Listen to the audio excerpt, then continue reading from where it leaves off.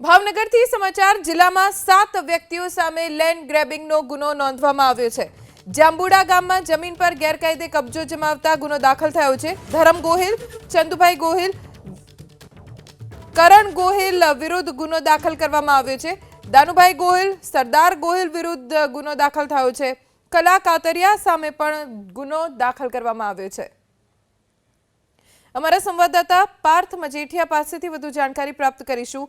પાર્થ, 7 વ્યક્તિઓની સામે લેન્ડ ગ્રેબિંગનો ગુનો દાખલ કરવામાં આવ્યો છે। શું કાર્યવાહી આ તમામની સામે થશે?